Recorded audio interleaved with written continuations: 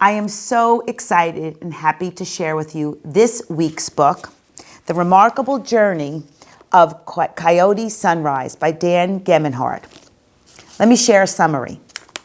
Coyote hasn't been home in some time, but when she learns that the park in her old neighborhood is being demolished, the very same park where she, her mom, and her sisters buried a treasured memory box, she devises an elaborate plan to get her dad to drive 3,600 miles back to Washington State in 4 days without him realizing it. The remarkable journey of Coyote Sunrise. Let me share the first couple of pages. Chapter 1. There were big days and there were small days, and there were bad days and there were good days. And I suppose I could pick any one of them for my once upon a time. But if I'm going to be truthful, and truthful is something I always aim to be, then really there is only one best place to start this story. It all started with Ivan. Once upon a time, it was hot and I was sweaty. It was 5 months before my 13th birthday, give or take. We were someplace in Oregon. Honestly, I don't even remember the name of the town, but I know it was on the day, hot side of the state, away from the ocean. The whole world was so yellow and shining from the beating down sun that you had to squint no matter where you looked.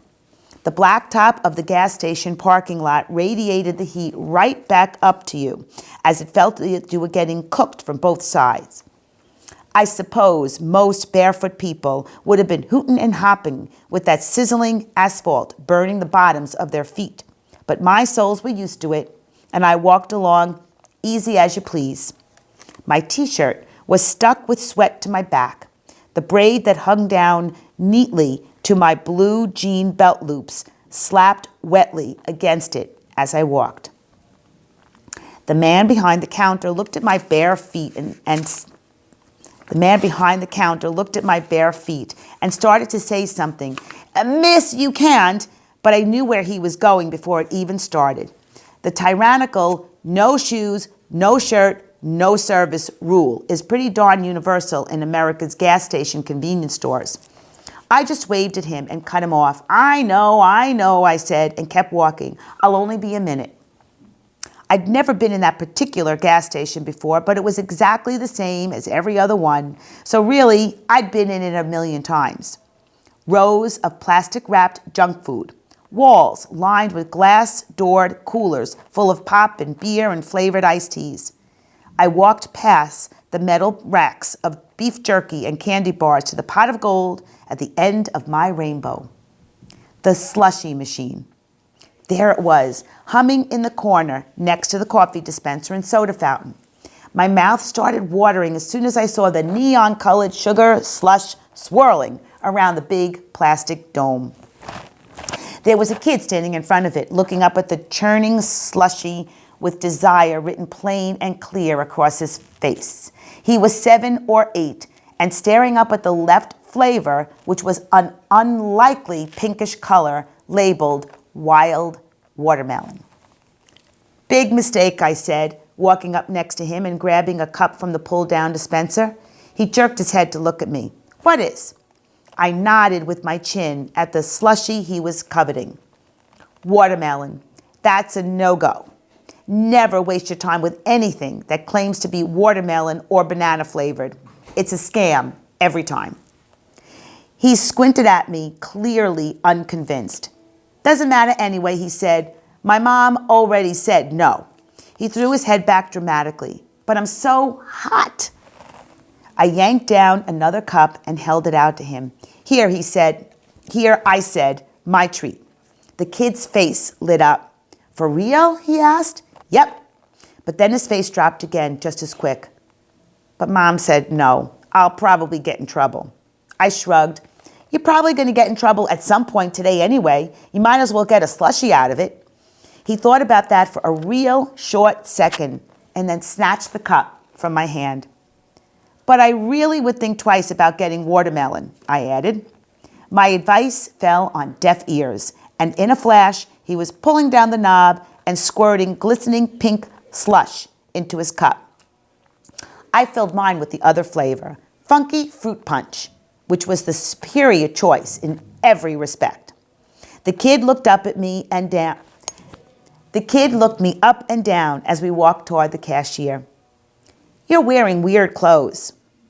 I looked down at my raggedy blue jeans and grease-stained white t-shirt. "I'm basically wearing the same thing you're wearing," I pointed out. "Exactly," he said. "And I'm a boy." So boys and girls shouldn't wear the same thing. Well, then you better change, because I ain't. He had nothing to say to that, which was probably the right move on his part, since I hadn't paid for a slushie yet. I ignored the hostile, good riddance look on the cashier's face when I paid.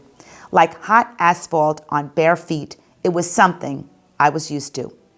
Me and the kid walked through the jangling door and back out into the heat. The highway hummed not too far off in the distance. The kid took a big slurping suck on his slushy straw. He swallowed and smacked his lips and nodded. "Well," I asked, "how's the wild watermelon?" He ran his tongue over his lips, considering. "Sweet," he said. "Weird. Not really like watermelon at all." I nodded and took a suck of my delicious, flavored, advertised, funky fruit punch. "Lesson learned, kid. Now you know." He looked glumly at the phosphorescent pinkness in his cup. I sighed. It's tough seeing a kid get a real bad break. I held mine out to him. "Here," I said, "trade." His eyebrows shot high. "For real?" "Sure, I don't mind it all that much," I lied. "And you're the one who's getting in trouble. Better make it worth it." We swapped slushies and I took a sip of wild watermelon. He watched for my reaction.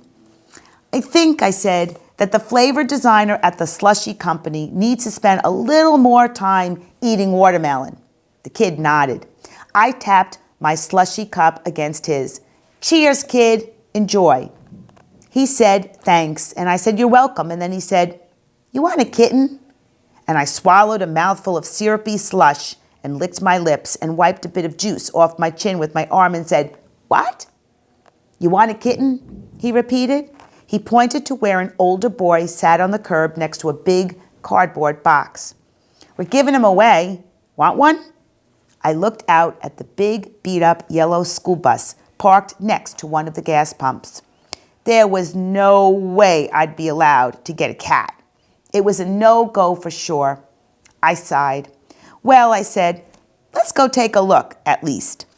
There were 5 kittens in that cardboard box, and when I leaned over to look in, they all looked up at me with big, round eyes and triangle ears. And I tell you, I was smitten.